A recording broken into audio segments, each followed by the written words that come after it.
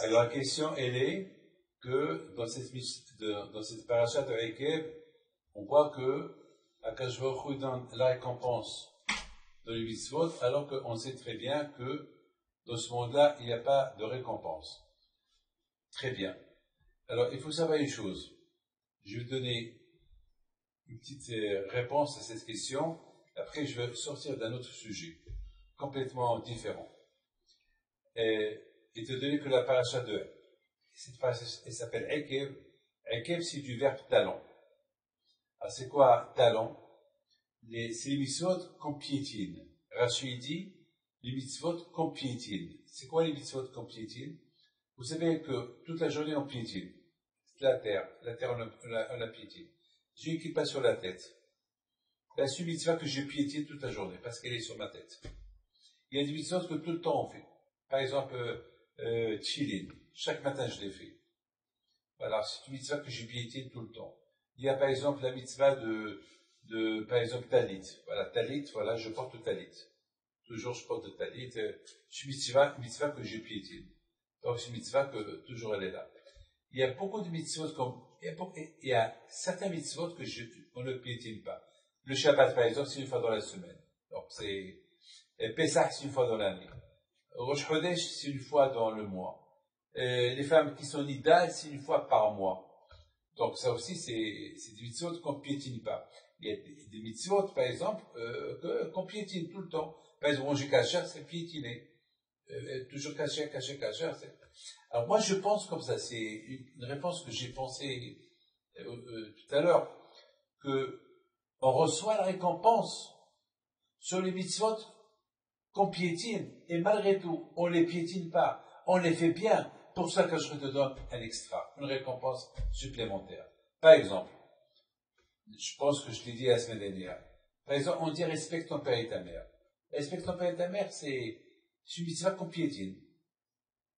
Mais, au fait, si on réfléchit bien, la mitzvah de respecter ton père et ta mère, c'est pas uniquement respecte ton père et ta mère. Respecte ton père et ta mère et tout ce qui est aux alentours. Moi, David Pinto, j'ai jamais répondu à mon père. Jamais. J'ai reçu, à l'âge de 31 ans, j'ai reçu une claque de mon père. Je me rappelle pas que je l'ai répondu. Je me rappelle pas. Moi, je sais, je me rappelle pas. Ma mère, peut-être aussi, c'est ma mère, que Dieu repose son âme en paix, beaucoup de fois, elle m'a fait des choses que je pouvais pas les accepter. Mais j'ai préféré ne pas l'appeler pour ne pas que Hassu Shalom, j'arrive à lui manquer le respect. Et toujours j'étais annulé devant elle. Même si elle me fait des coups, ce qu'elle fait, je lui fais. Et c'est comme ça. Alors maintenant, dans la Torah, il te dit, respecte ton père et ta mère, comme ça tu auras une longue vie. J'ai pas compris. Pourquoi la Torah, elle ajoute, respecte ton père et ta mère, comme ça tu auras une longue vie. Mais c'est évident, c'est normal que je dois respecter mon père et ma mère. C'est pas le père qu'on me dit. Vous savez, on raconte sur Rabbi Tarfon. Une fois, Rabbi Tarfon était malade, et sa mère est venue chez Hachamim, et elle a dit, Hachamim, faites une bracha pour mon fils Tarfon parce qu'il est malade. Alors, et elle a ajouté une phrase. Et mon fils Tarfon, il me respecte beaucoup. Alors, elle raconte que Hachamim, il lui pose la question. Ils lui disent, ils ont dit, c'est quoi il te respecte? Elle dit, je peux pas vous dire qu'est-ce qu'il a fait pour moi, mais une fois, il pleuvait, et mes chaussures étaient déchirées, il y avait un trou dans mes chaussures, et mon fils Tarfon, il a mis ses mains par terre, il m'a dit, marche sur mes mains pour ne pas que l'eau de la pluie y rentre dans tes pieds, dans tes chaussures. Alors elle a cru que Hachamim, ils allaient lui dire, waouh! Hachamim, ils lui ont dit, c'est tout, mais c'est rien du tout. C'est rien ce qu'il a fait pour toi. Par rapport à ce que toi, tu as fait pour lui, il n'a rien fait pour toi. Pour vous dire que le respect des parents, c'est tellement grand que lorsque c'est dur de ne pas les répondre, surtout on habite avec eux, on est tout le temps avec eux, donc c'est pas facile. Alors, Hachamim, ils disent que c'est pour ça que la Torah dit, respecte ton père et ta mère, comme ça tu auras une longue vie. C'est quoi respecte ton père et ta mère, comme ça tu auras une longue vie? Le fait que tu respectes ton père et ta mère, alors que tu es habitué avec eux, alors tu les vois tout le temps, alors tu as des raisons pour le répondre, et tu ne réponds pas, alors pour ce extra que tu fais en plus, tu as la récompense. Donc maintenant, j'ai répondu à votre question, que c'est vrai, dans ce monde-là, il n'y a pas de récompense. Par exemple, voilà, c'est écrit dans la Torah, il y a un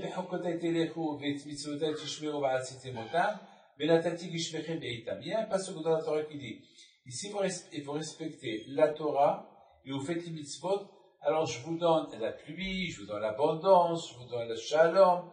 Alors tout le monde pose une question. Mais attends, mais Hachamim ils disent que dans ce monde, il n'y a pas de récompense. Alors comment ça se fait que la Torah elle nous dit que celui qui étudie la Torah avec amal, avec effort, Hachem lui donne une récompense? Mais il n'y a pas de récompense. Dans ce monde, il n'y a pas de récompense. Alors sur cette question, j'ai répondu. J'ai dit, c'est pour ça que la Torah elle a dit le amal. Le amal, c'est l'effort. C'est-à-dire que pour l'étude de la Torah, il n'y a pas de récompense. Mais pour l'effort que tu mets, pour cet effort-là, tu as une récompense. Parce qu'Hachem, il ne t'a pas demandé de faire au-delà de tes efforts. Par exemple, on dit le Gaon Vilna. Le Gaon Vilna, il dormait 2h11 minutes. C'est tout. Et une fois, c'est pas logique. Un homme peut pas, c'est dur de vivre, c'est le Gaon Vilna, c'est comme ça. Une fois, il était dans une ville, il a dormi à peu près 2h20 minutes. 11 minutes de plus. Il avait de la peine. Il avait de la peine. Vous vous rendez compte combien des heures nous on dort? Et lui, pour 11 minutes, il avait de la peine. Et un jour, il est parti au lit, le soir, il s'est réveillé il a dormi que 2 heures. Il était content, il a dit, mettons que j'ai dormi que 2 heures, alors je vais récupérer les 11 minutes que j'ai dormi une fois. Vous vous rendez compte? Il calcule les minutes. Vous savez, aujourd'hui, malheureusement, dans ce monde-là, on n'a pas de valeur des minutes. On n'a pas de valeur, rien, on brûle les journées. Il y avait une fois un grand tzaddik qui était malade, et ses copains, ils sont partis chez le Hafetz Haïm, ils ont demandé au Hafetz Haïm, notre copain, il est malade, il est en train, les médecins ne lui ont pas donné beaucoup à vivre, alors nous, ses copains, on veut cotiser des années pour lui, et on veut que toi, tu fais une bracha, que Hachem, il accepte les années qu'on va lui donner. Le Hafetz Haïm, il les regarde, alors il dit, alors, combien vous voulez donner? Alors ils ont dit, Rabbi, notre ami c'est ton élève aussi. Alors nous, lui il va donner 2 ans, lui il va donner 3 ans, lui il va donner ça. Et le Hafetz Haïm c'est très content. Hein? Donc il a ramassé un peu et ils ont dit, Hafetz Haïm, si vous ajoutez, vous donnez un peu de votre vie à votre élève, alors dans le ciel, ça va faire comme une bombe dans le ciel et ça va être accepté. Il a dit oui.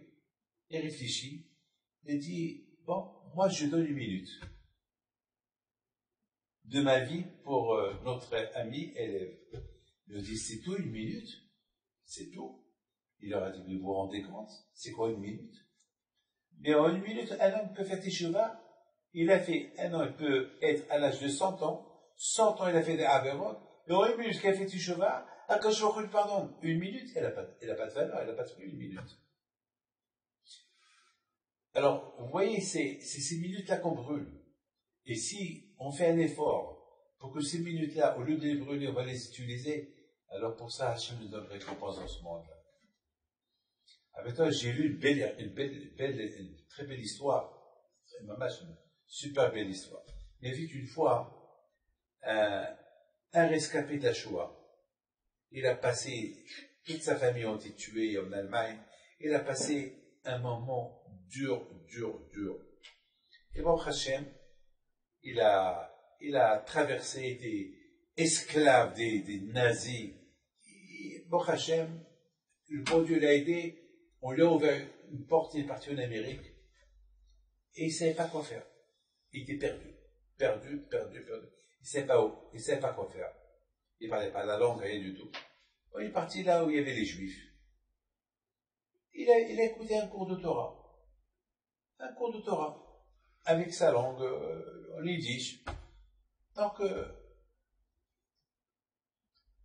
le cours de Torah, ça lui a donné ça lui a fait quelque chose.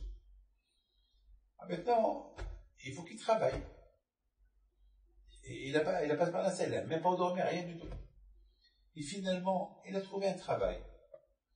Mais maintenant, le travail qu'il a trouvé, il pouvait le faire en 2 heures.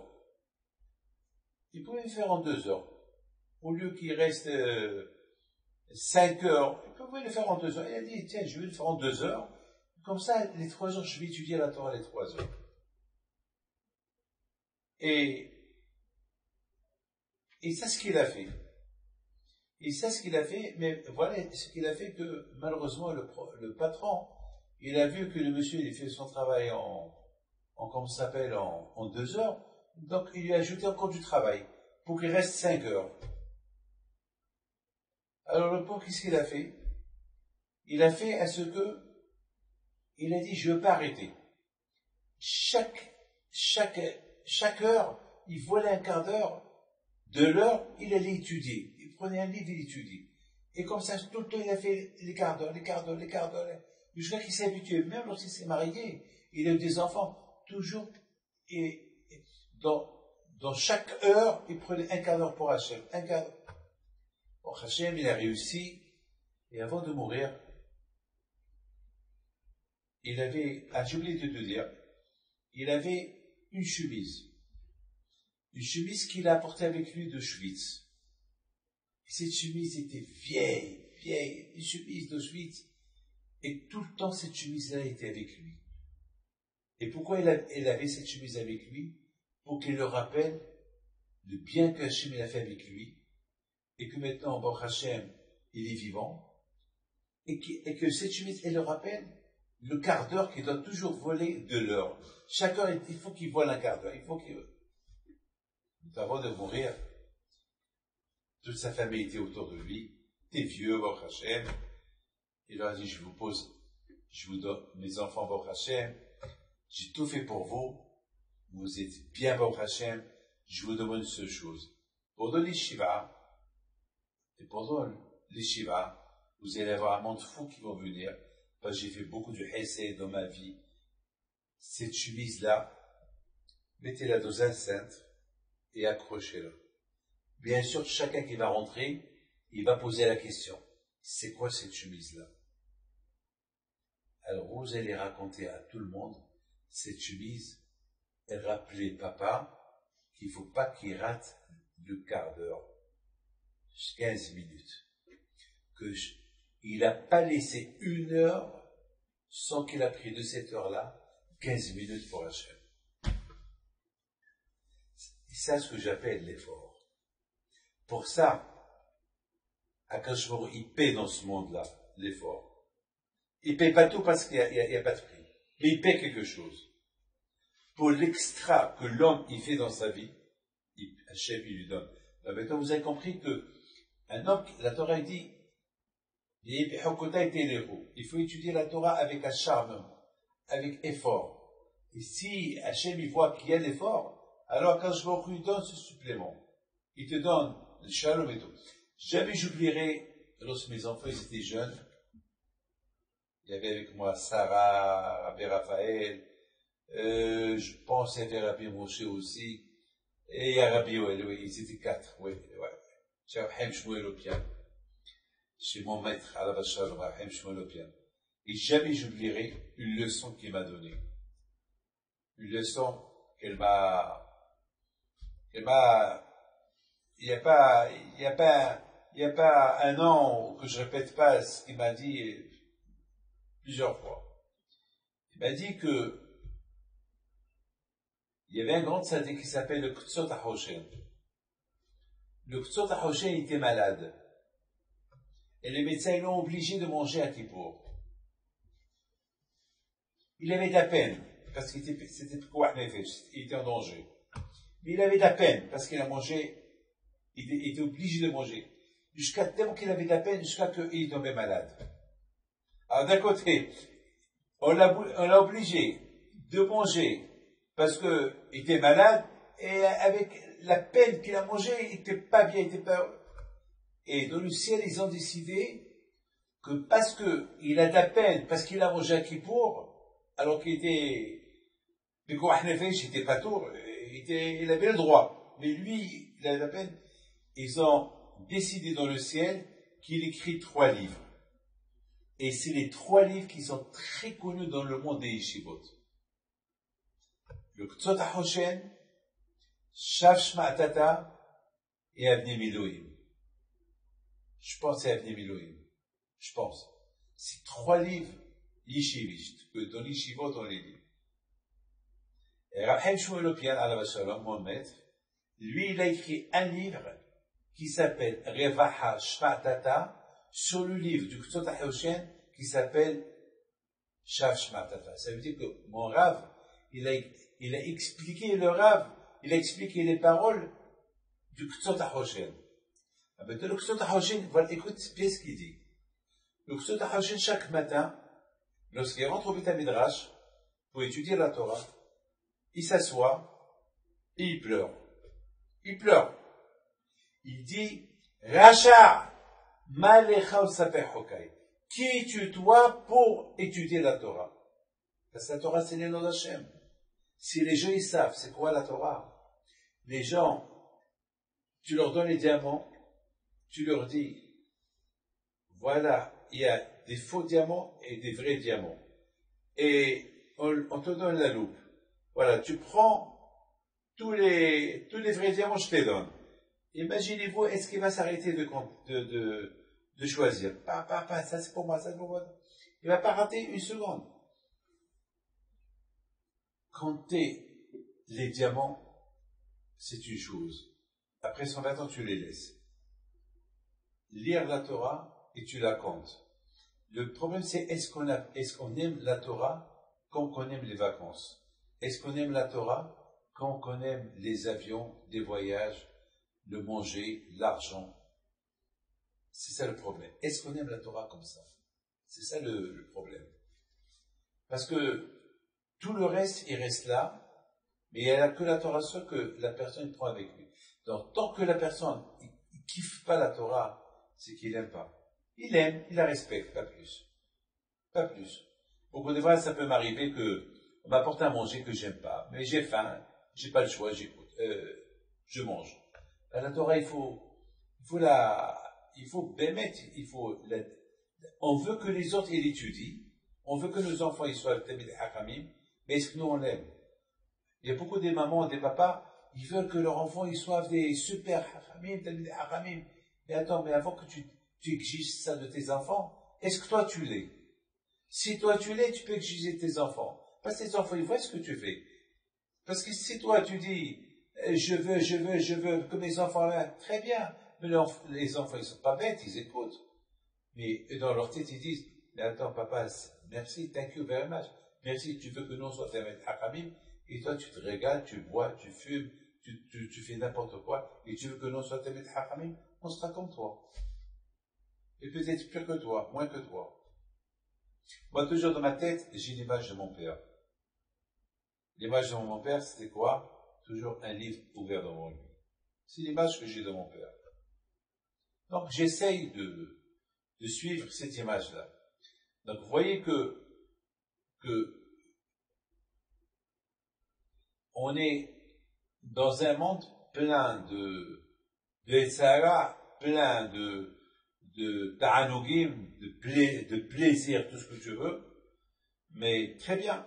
Mais à côté, tu as la Torah.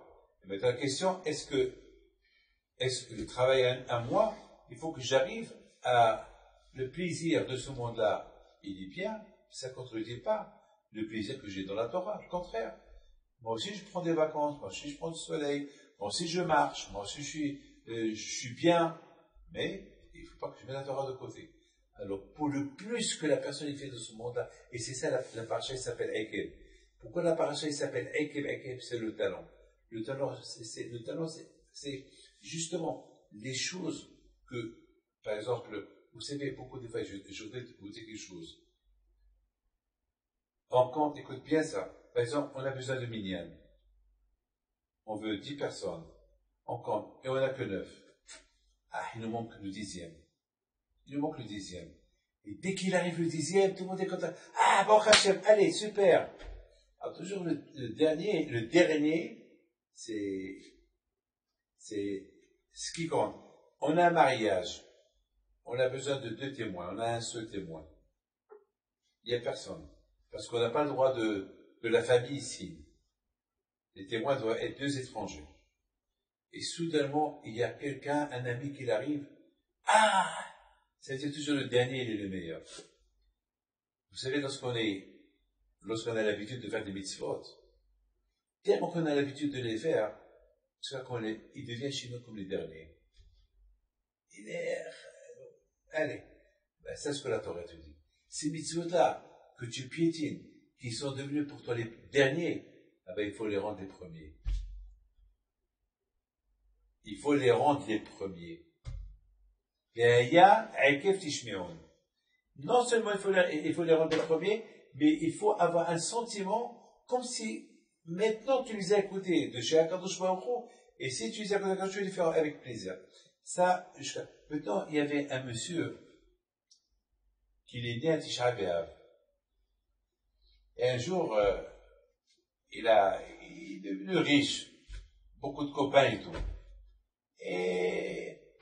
Et toujours, vous savez, tout le temps, il est invité dans des anniversaires. Et un jour, il a pris la parole, il a dit, moi, j'ai pas de chance. Parce que moi, je suis né à Tisha B'Av, j'ai pas le droit de célébrer mon anniversaire, personne m'apporte des cadeaux, donc je suis un homme fichu. Voilà, c'est ce qu'il a dit.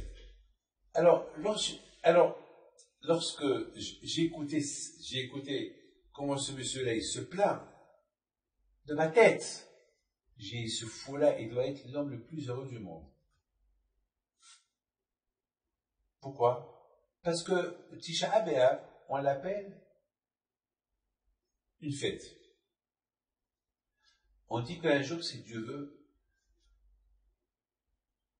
Tisha B'Av, on l'appelle une fête, pourquoi? Parce que si vous avez bien remarqué que Tisha B'Av, il n'y a pas de Tahanoun, de Tisha B'Av. On fait la prière le matin, on fait la Haftara, et la Haftara, on a fait que le Shabbat et les fêtes. Et on fait la Haftara, et le Shabbat matin, et le Shabbat après-midi. Oh là là. À Tisha B'Av, on l'a fait et le matin, et l'après-midi. Alors comment tu fais la Haftara dans un jour de deuil? Et Mamash, on le rend comme Shabbat. C'est Mamash, on dirait Shabbat. On dirait Yom Tov, Tisha B'Av. Pourquoi? Parce qu'il y a ce qu'on appelle le potentiel à Tisha B'Av qui peut devenir un jour férié. Un jour férié. C'est-à-dire, le jour de l'année, le jour le plus mal de toute l'année, il peut devenir le meilleur jour de toute l'année. Donc de là déjà, vous voyez que la mitzvah de Ekev, la mitzvah qu'on piétine, quelle est la dernière dans ma pensée, parce que je pense pas, j'ai la kippa sur la tête, regardez là, et je pense à elle, non. Mon père, non. Mon père, à la Shalom, chaque fois, il faisait comme ça. Chaque fois, tout le temps, mon père a touché. Dommage qu'on n'a pas pris un film toute la journée, et vous allez voir des milliers de fois ses mains dans la tête. Ses mains dans la tête. C'est là, la kippa, c'est la dernière chose des choses qu'on pense. Elle est là. Et mon père, à la Shalom, beaucoup des fois, il mettait deux, trois kippas sur la tête. Et parfois, on lui posait la question, papa, mais pourquoi tu as 3 kippas sur la tête? Il a dit, le plus que je sens ma tête lourde, Comme ça me rappelle que Hachem, il est sur moi.